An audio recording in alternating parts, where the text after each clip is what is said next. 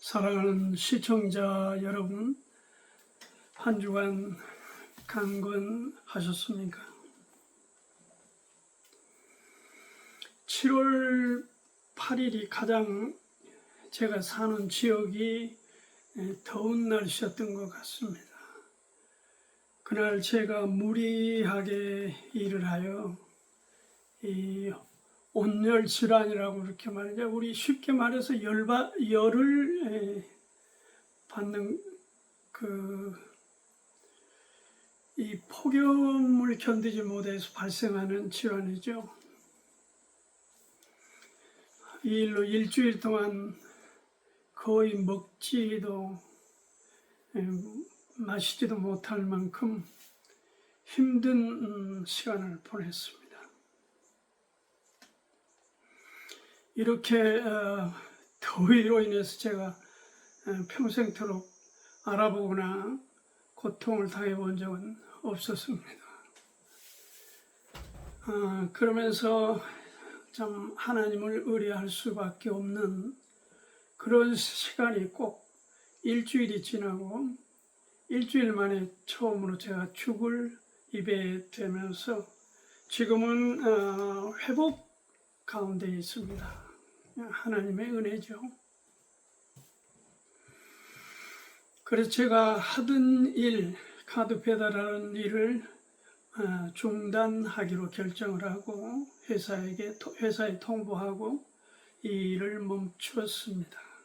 체력의 약화가 결국은 무리해서는 안 된다 하는 생각을 갖게 만들고, 그래서 경제 활동은 멈추는 게 좋겠다 결론을 내렸습니다.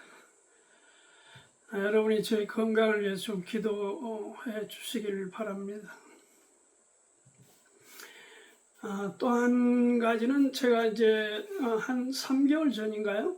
이 컴퓨터 포맷을 하면서 유튜브 주소를 찾지 못한 탓으로 지금 유튜브 주소가 바뀌었습니다. 그 이후로 이전과 이후가 좀 달라졌습니다. 그 이전에는 시청률이 500, 600 또는 800, 1000도 1200까지도 이렇게 시청률이었음에도 불구하고 그 이후로는 시청률이 쭉 떨어졌습니다. 저는 단 한 분이 저 유튜브 방송을 듣는다 하더라도 계속할 생각을 갖고 있지만, 그러나 기왕 방송되는 유튜브 이 채널에 더 많은 분들이 관심을 갖고 진리의 말씀을 함께 나눌 수 있는 이 기회와 특권에 대해 서로 소중히 여기고 더 활성화됐으면, 그런 간절한 바람으로 이제 활동을 다른 일하는 일에 활동을 멈추면서 제가 더 집중해서 유튜브 방송을 좀 영양가 있게 이렇게 여러분들에게 접근하고 싶은 마음을 갖습니다. 또 활발하게 저의 이 방송이 활성화되도록 여러분이 함께 기도해 주시기를 바랍니다. 지난번에 제가 이 천국 가는 길을 안내하는 또 구원 상담에 대한 그 요령, 테크닉 이런 부분을 1시간 여러분과 나누었습니다. 관심을 갖고 시청하시고 또 이런저런 모양으로 반응을 주신 분들께 감사드리고, 이제 오늘은 그러면서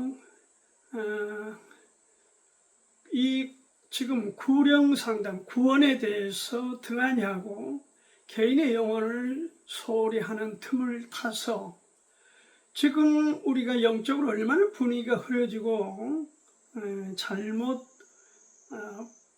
되어 가고 있는가, 이 하는 문제를 제가 좀 함께 오늘 주제를 다루고 또 계속해서 이 주제로 말씀을 나누고 있습니다.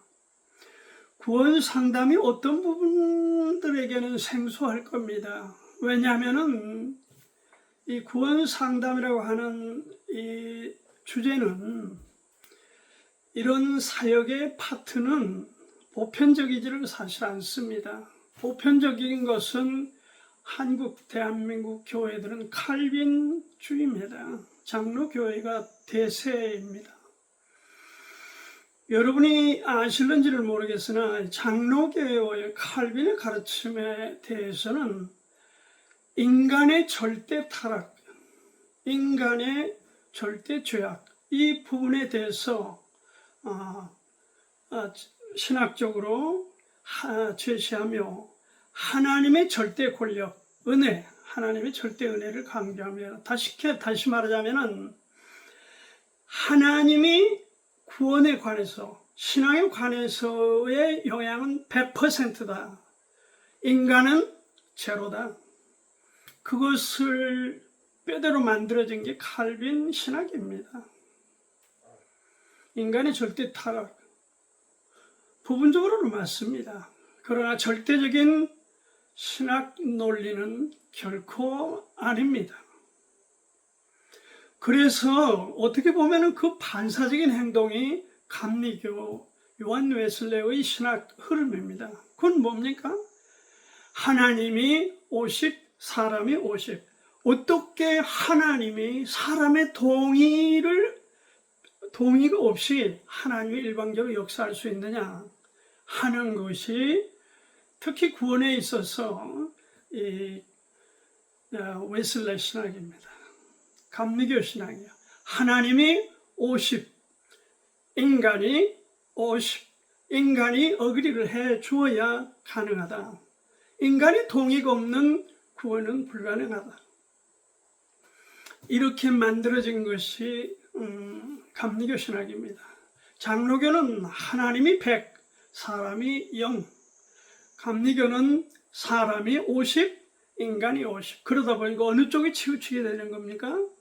주도권을 사람이 갖게 되고 사람의 치우치는 경향이 발생하면서 인본화되어 있는 쪽으로 상당히 기울어 있는 것이 사실입니다. 두 가지 다 논리를 놓고 우리가 보자면은 성경의 관점에서는 오류를 안고 있다. 그래서 이 개인 구령, 구원 상담 이런 쪽의 발전을 방해하고 저해하는 요인이 된다. 성경의 지지는 뭐냐? 인격을 하나님이 사람의 인격을 무시하거나 가볍게 여기지 않습니다. 존중히 주십니다. 사람의 인격을 하나님께서 일방적으로 밀어붙이는, 그렇게는 아니다. 그 동의를, 하나님 앞에 동의를 자연스럽게 받아들이도록 환경과 요건을 영향을 주어서 우리에게 받아들일 수 있도록 인격적으로 접근하신다.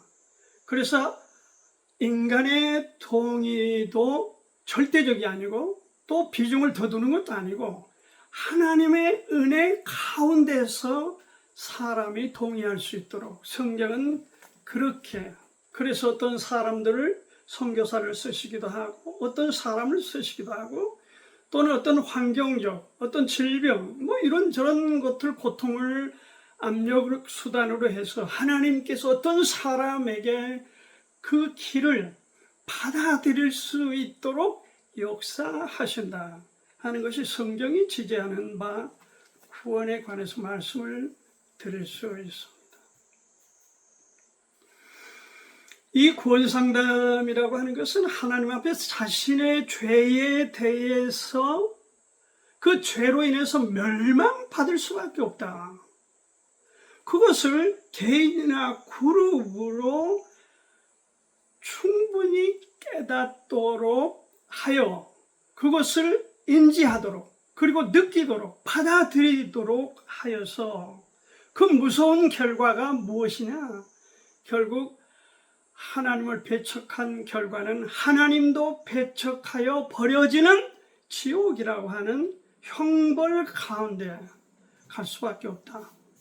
그래서 우리가 정서적으로 죄를 슬퍼하며 예수님을 바라보고 그분이 우리, 바로 너, 사람, 우리의 죄를 위해서 제물이 되셨다. 희생하셨다.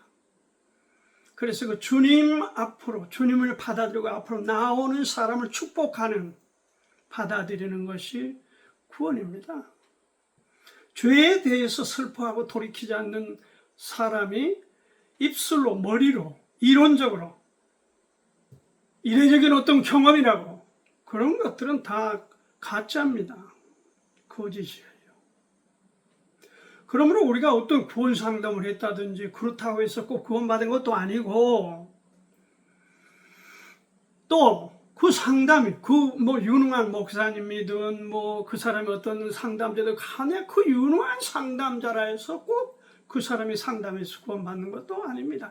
이 구원에 관한 한은 주님이 주시는 은혜요. 그것을 우리가 겸손하여 죄로부터 돌이켜서 받아들이는 그 억셉, 영접에 있다 하는 걸 이 시간 정리해서 말씀을 드립니다. 성경적인 배경을 갖고 있느냐? 네, 그렇습니다. 사복음서 안에 마태, 마가, 누가, 요한, 이 사복음서 안에 무려 19번 정도, 19번이나 주님께서 한 사람을 상대하여 상담하고 주님을 받아들이도록 그렇게 도우셨습니다.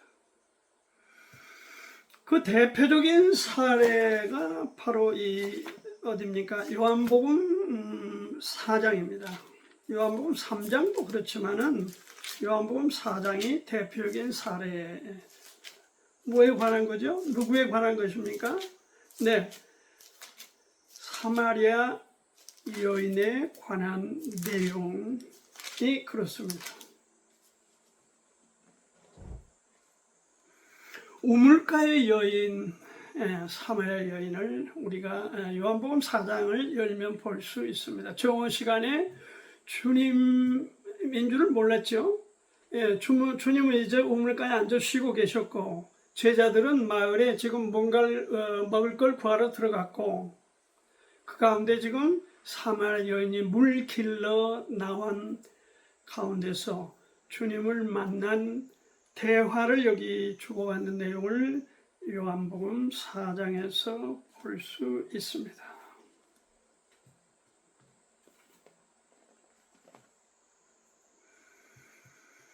주님이 한 버려진 불쌍한 여인을 만나서 구원해 주신 얘기가 너무 뚜렷하게 4장의 개인 구령, 개인 상담, 복음에 대해서, 하나님에 대해서, 예수 그리스도에 대해서, 그의 죽으심과 부활에 관해서 똑 부러지게 이 버려진 불쌍한 여인에게 접근하여 전달하고 있는 걸, 전파하고 있는 걸, 상담하고 있는 내용을 볼 수 있습니다.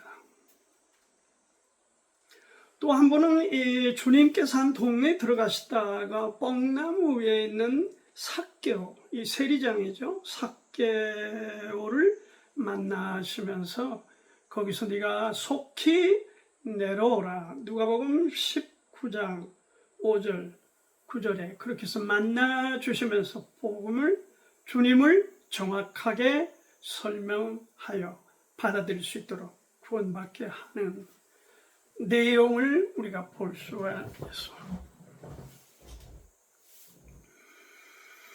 19번에 걸쳐서 주님께서 개인적으로 만난 사람들을 복음을 전하는, 그래서 구원받게 도와주시는 이 상담 뿐만 아니라 사도들에게 있어서도 이 일은 중요한 일이었습니다. 사도행전 우리가 너무 이게 또렷한 말씀이죠. 8장 말씀을 보면은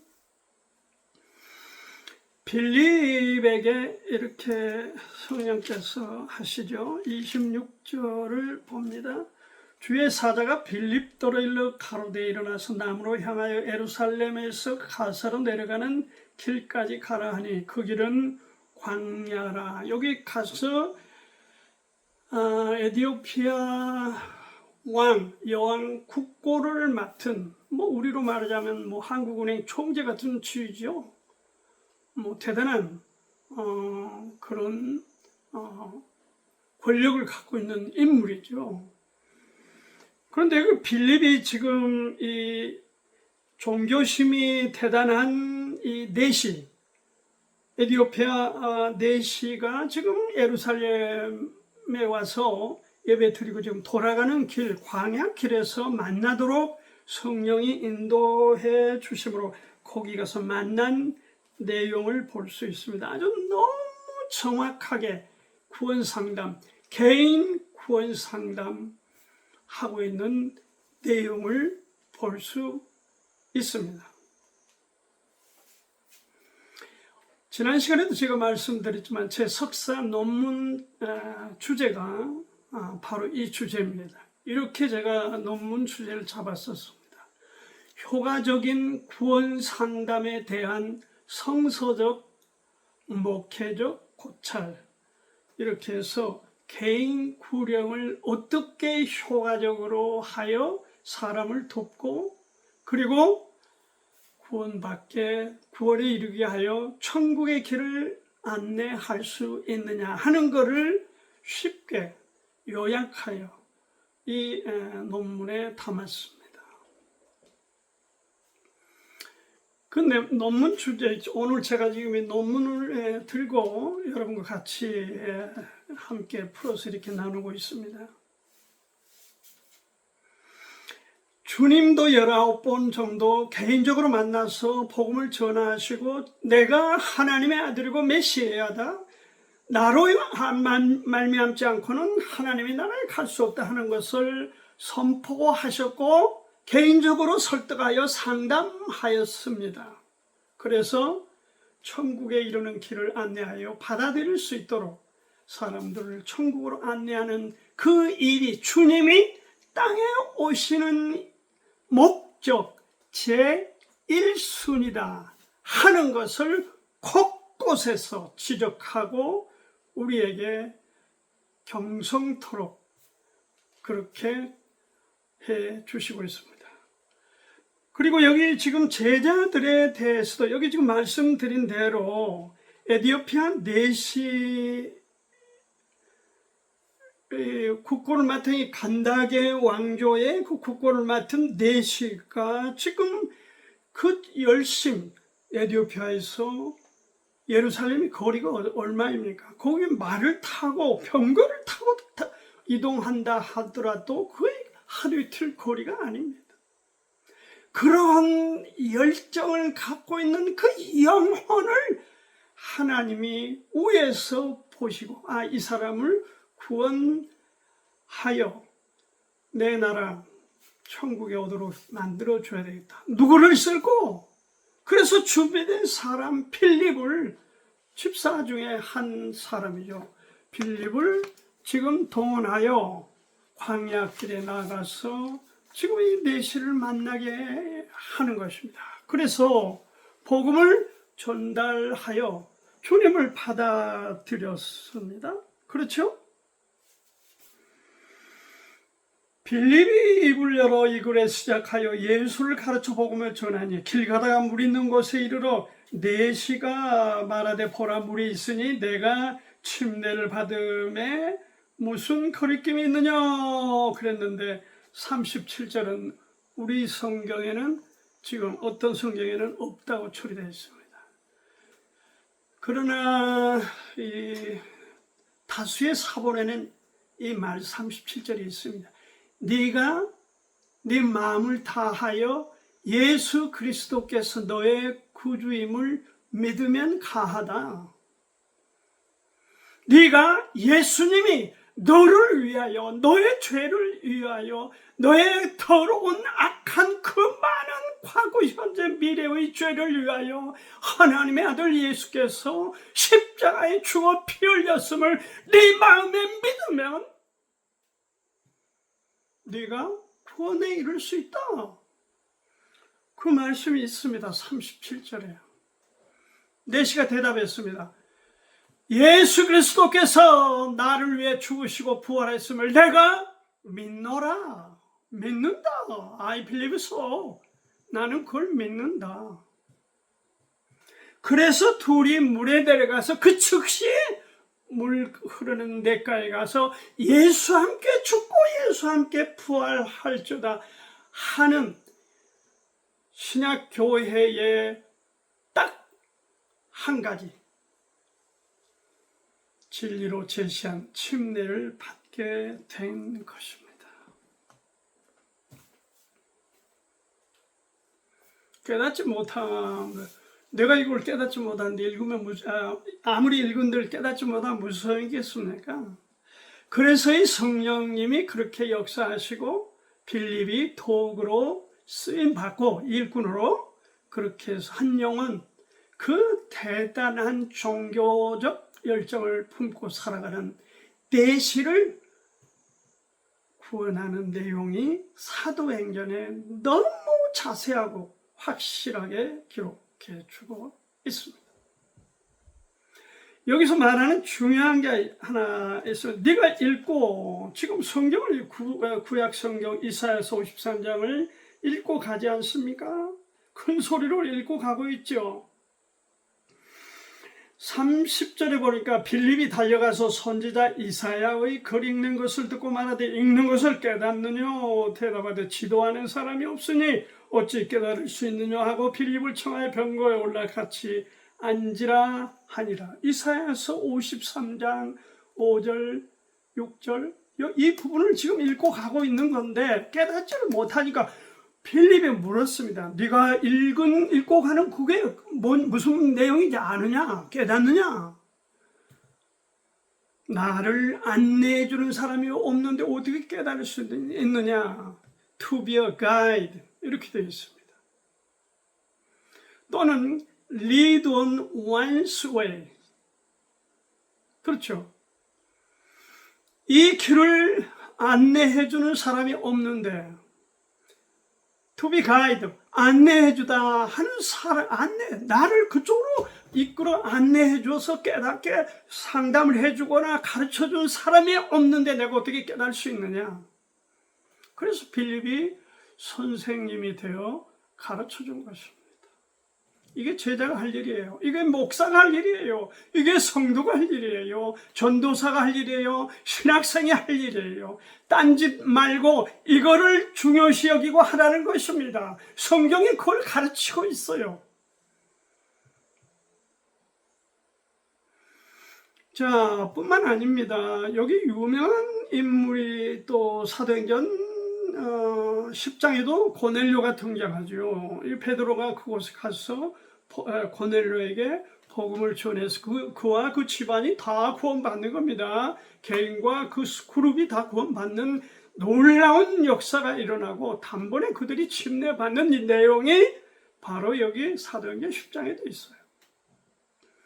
사도행전 18장에 지금 제가 사례를 드는 성경 그거는 예수님 때도 이거 중요했고 사도들도 개인 구원 상담이 얼마나 중요한 주제였느냐 사역의 핵심 중에 핵심이었냐 그것을 지금 제시하고 있는 겁니다.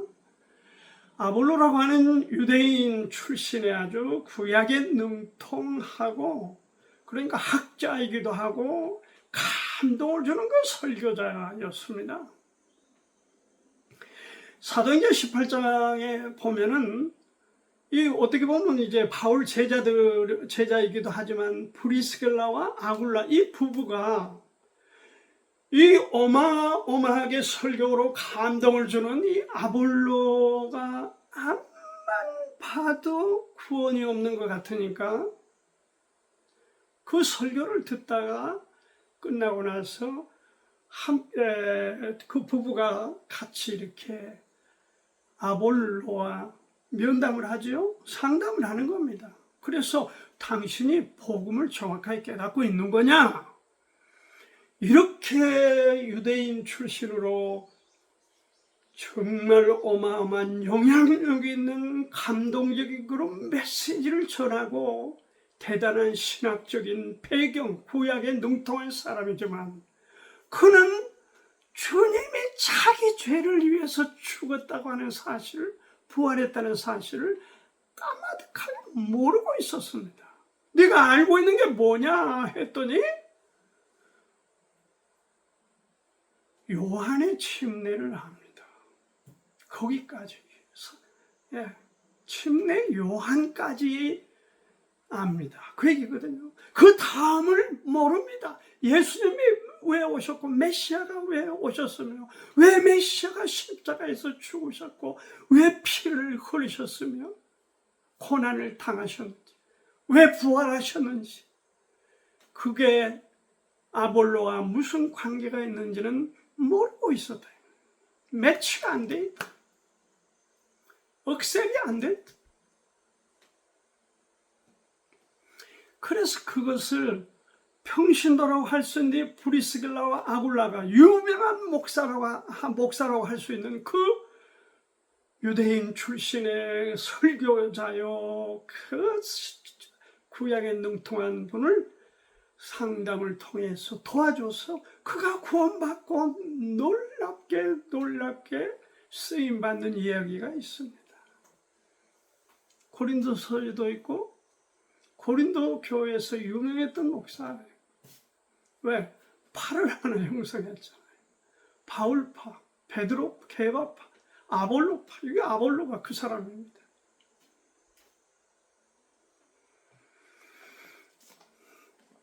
바울은요, 우리가 알든 모르든 개인 구령에 관해서는 인류 역사상 최고의 권위자였습니다. 능통한 사람이었습니다.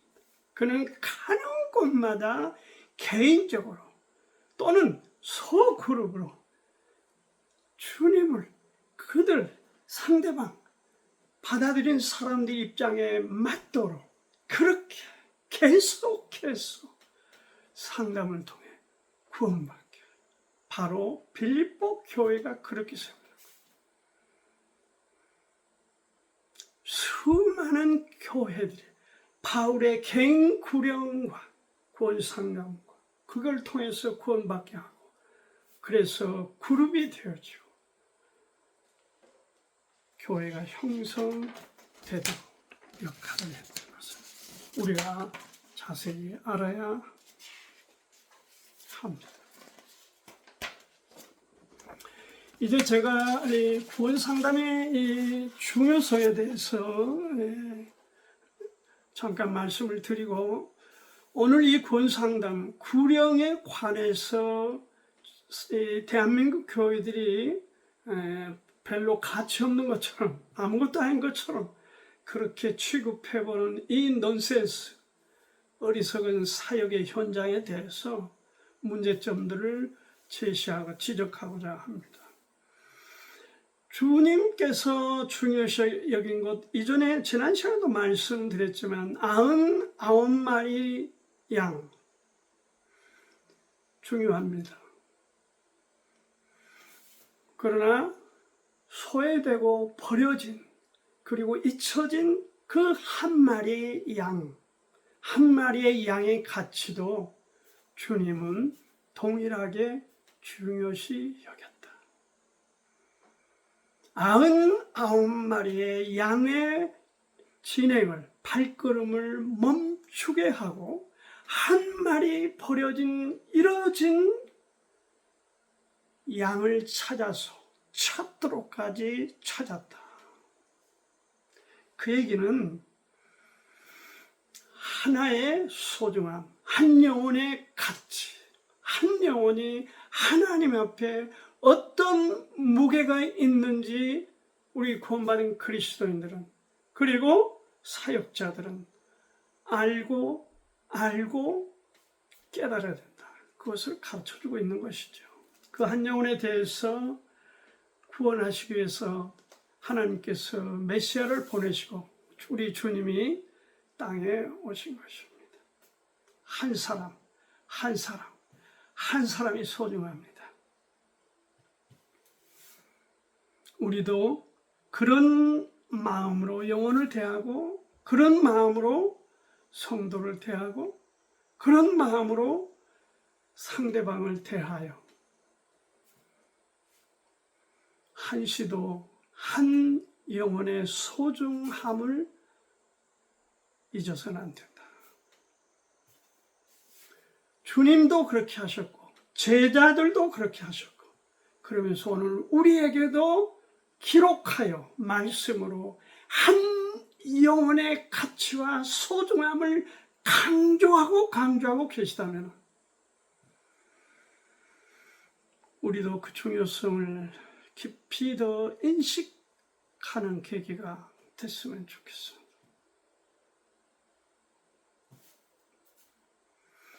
이 구원, 이 개인적으로 돕는 구원 상담, 구원의 가이드, 이것이 한국 교회에 사라졌습니다. 없습니다.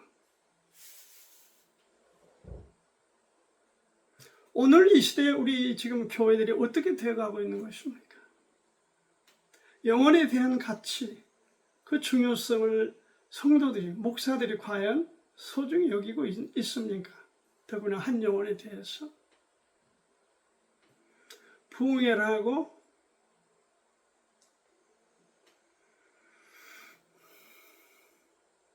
때를 모아 기도원을 쫓아다니면서 금식, 철야, 각종 기도 이름을 붙여서 기도하고, 그러지만 그 중심에 영혼의 소중함은 없습니다.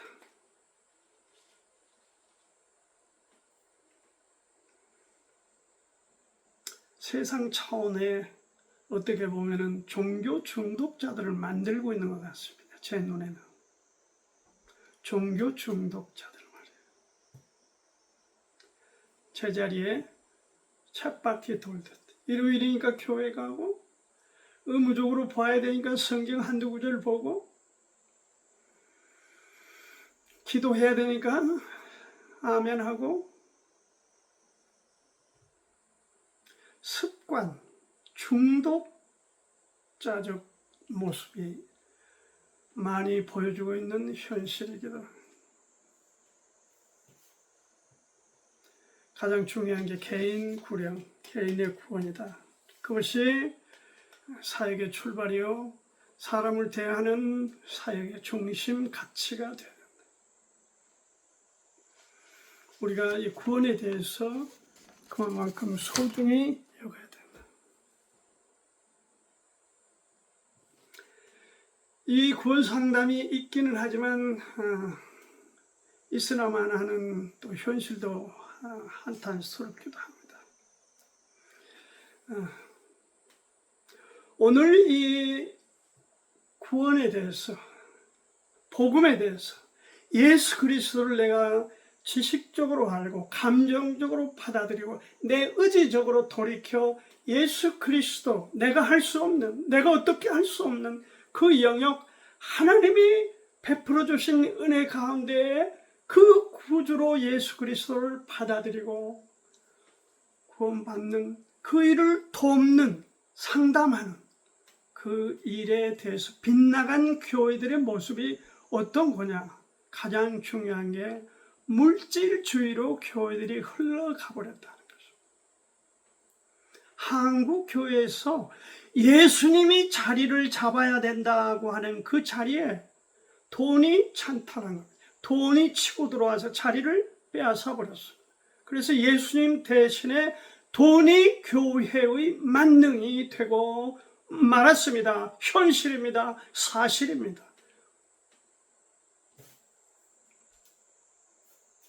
지금 교회도 돈이 우상입니다. 지금 교회도 물량이 우상입니다.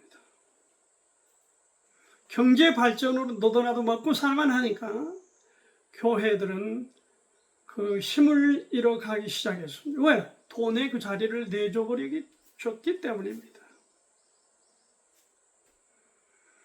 그래서 어떻게 돈을 버느냐가 마치 왜 내가 교회를 다녀야 되느냐고 연결되는 그런 분위기이기도 합니다.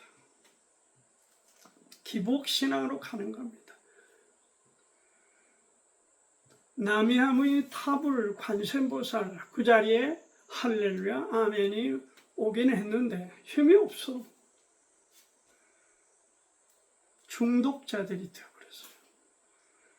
여러분 그 광역교회인가 무슨 교회인가 해서 그저 정광훈이라는 사람이 이끌어 간다는 그 무리들을 봅니까? 그게 맞는 얘기입니까? 그 사람들은 정광훈이가 말하면 무조건 아멘이에요.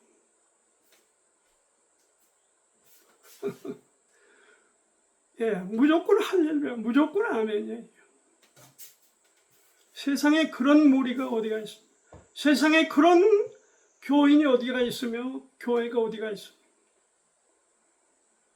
대한민국에 제가 볼 때 어떻게 보면은 유일한 현상이 아닌가 싶습니다. 물론 외국에도 부분적으로는 있죠.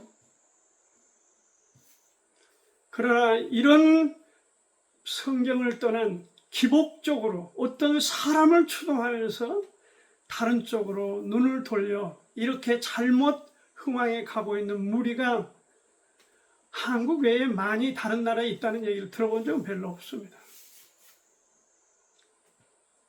다른 데에 목적을 두는 것입니다. 하나님의 말씀과 하나님의 나라와 하나님의 소중히 여기는 영혼과 하나님의 나라가 이 땅에 확장되어야 되는 일에 대해서는 관심이 없고 두지도 않고 사기꾼들의 노름에 놀아나는 불쌍하고 불쌍한 사람들이 그 얼마입니까? 기복신앙, 물질 팽창, 결국 돈 노름하고 돈이 그들의 목적인 것은 삼척 동자도 다 거기에 속한 사람만 모르는 것 같습니다. 기복신앙,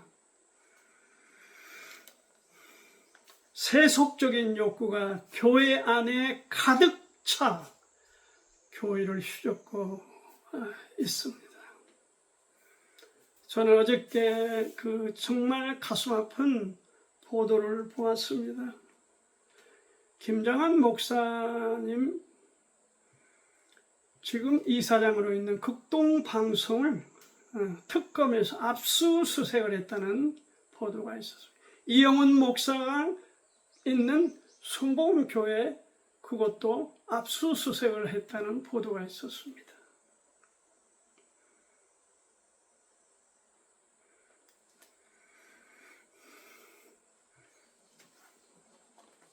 성경을 들고 살면서 성경을 외면하고 성경의 가치를 뭉개는 그 무리들에 대한 저는 철퇴라고 생각합니다. 우상 숭배하고 무당 앞에 무릎을 꿇으며 여기에 무슨 글자를 새겨 다니며 휘젓고 다녔던 그 망나니 같은 사람을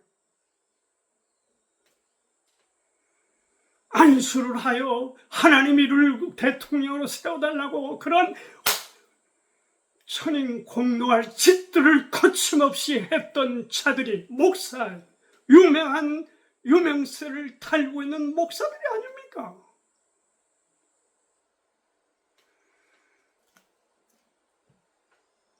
분노가 침입니다.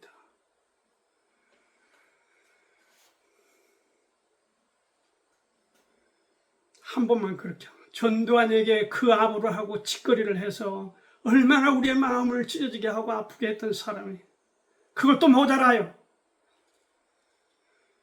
또 나라를 망친 일에 앞서는 지도자를 축복해 달라고 기도하는 단 한마디 하나님의 말씀을 진리를 말할 수 없는 그 사람들의 입이 하나님이 주신 축복의 입입니까? 입술이에요. 분노가 칠. 윤석열 그도 한 영혼입니다. 김건희 그도 한 영혼입니다.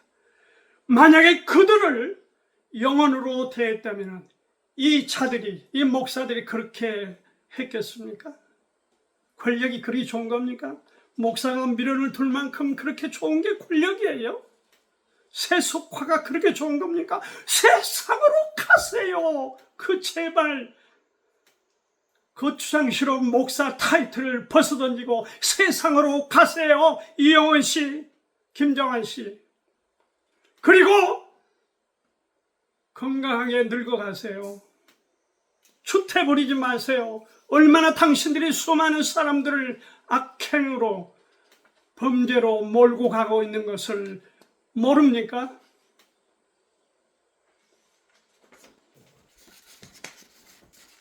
세상에 복 받는 것이 교회입니까? 세상 복에 그렇게 좋은 겁니까? 그러면 도대체 주님은 왜 십자가에서 죽으셨습니까? 그러면 그 수많은 적어도 9명 이상이 순교를 당했던 그 사도들, 그 후로 수많은 그 제자들은 무엇입니까? 그들은 실패자입니까? 그들은 영혼을 위해서 목숨을 걸고 구령을 하고 선포하고 말씀을 증거하고 그리고 끝내 목숨을 버렸습니다. 근데 그런 분들 앞에 뭐라고 말하겠습니까? 오늘은 여러분과 이 말씀, 이 특별 메시지, 개인 구령에 대해서 제가 지금 논문으로 기록했던 그 내용을 중심으로 함께 나누고 있습니다. 다음 시간 기대하시고 다음 시간 다시 여러분들과 함께 하겠습니다. 정말 저의 목소리를 통해서 단 한 사람에게라도, 단 한 목사에게도, 단 한 제자에게도 주님의 마음이 전달되면은 저는 만족합니다. 행복합니다.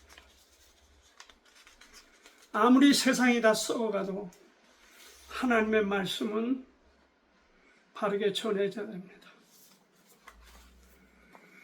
효과적인 구원 상담에 대한 성서적, 목회적 고찰, 이 내용을 중심으로 계속해서 여러분과 같이 나누겠습니다. 감사합니다.